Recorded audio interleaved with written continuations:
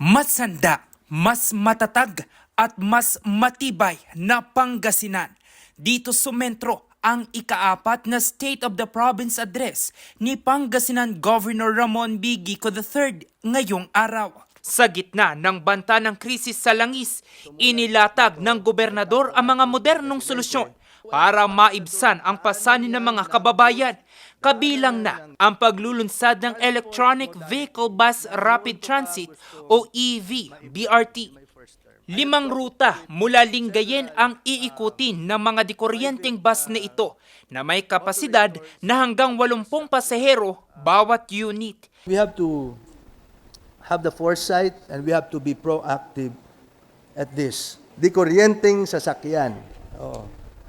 So, upang sa ganon, ay hindi na tayo gagamit ng diesel o gasolina. Pero saan ba ang charging nito? Sa kuryente pa rin? Hindi po.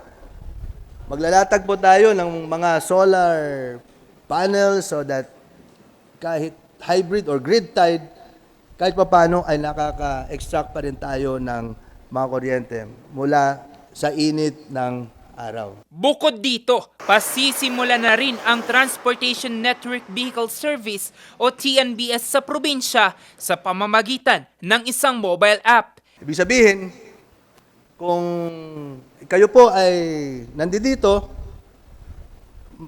gagamitin nyo lang po ang app at susunduin kayo, ihahatid kayo kung saan kayo pupunta. So, itinatayo. Meron po tayong 60 to 100 slots according to LTFRB. So we will maximize that. Ipinapakita natin ang ating malasakit sa kinabukasan sa pamamagitan ng energy efficiency. Ipapatupad natin ang mga energy saving measures at simulan ang mga hamon ng kakulangan sa enerhiya sa hinaharap. Pagdating naman sa kalusugan, tinitiyak ng gobernador ang free hospitalization sa 14 na pampublikong ospital sa probinsya na madaragdagan pa ng 10 bagong pasilidad.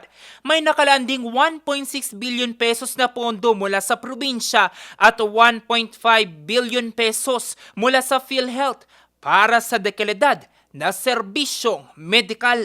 Lahat ng mga Pangasinense, may pupuntahan kayong ospital ng probinsya. Kung may sakit kayo, wala kayong babayaran. It's a very ambitious promise. I have never promised anything as a politician that I cannot deliver. Nahihiya po ako. But this is a promise that I have gambled as well. All in na. Dahil buhay na ng tao ang nakasalalay dito. Hindi rin nagpahuli ang sektor ng edukasyon.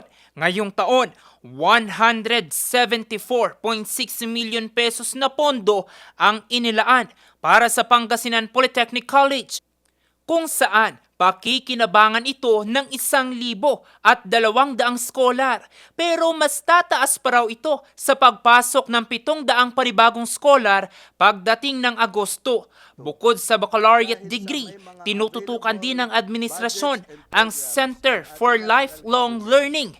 Sa ilalim nito, 311 na ang nakapagtapos sa ilalim ng Electrical Installation Management at 80% sa mga ito ang mayroon ng trabaho. Ang PPC ay hindi lamang isang pangarap. Ito ang katuparan ng napakaraming pangarap, lalong-lalo na sa ating mga kabataan at lalong-lalo na sa mga gulang na katulad nyo at katulad ko po. Sa ekonomiya naman, ipinagmalaki ni Governor Gico ang record-breaking na 8.3 billion pesos na budget para sa 2026. Bunga ito ng mas pinalakas na koleksyon sa quarry operations na pumalo na sa 232 million pesos mula sa kakarampot na 18 million pesos noong nakaraang administrasyon. Saan napupunta ang pondo noong time ng previous administration?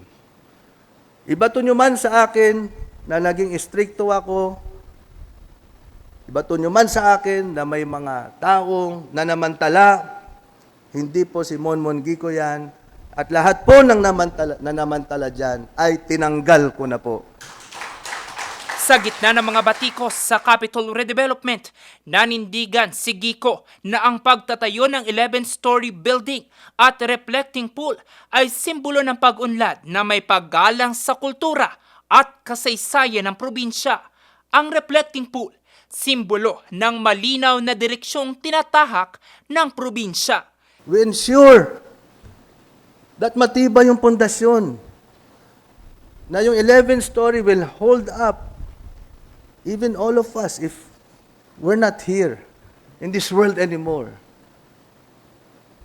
That building, that symbol, or that symbolizes the greatness of our province. Kasabay nito, nagbabala ang gobernador laban sa mga sumisira sa kalikasan habang target ang pagtatanim ng 1 milyong puno sa ilalim ng Green Canopy Program. Yung mga nagsusunog dyan sa mga kabundukan, uy, makisama naman kayo. No? It's not the fault of the solar farms dahil to begin with, sinunog nyo na at pinutol nyo na yung mga puno. No? I'm calling the DNR. Let's do a joint task force to ensure that the Green Canopy Program will be implemented and it will be sustainable. And we take care of the trees that we have planted. Please take care of these trees. Huwag naman po nating sayangin, putulin, sunugin, no? It's all a collective participation. Higit pa sa mga gusali at kalsada, ang pamanang iiwan ng Administrasyong Gico ay ang serbisyong pangmatagalan na mapapakinabangan ng susunod na henerasyon dahil ang galing ng Pangasinan ay nagmumula sa kanyang mga mamamayan. Handa, matibay at matatag. Pangasinan, ang galing. Mula rito sa Pangasinan, Jose Robert Inventor para sa Nation on the Move.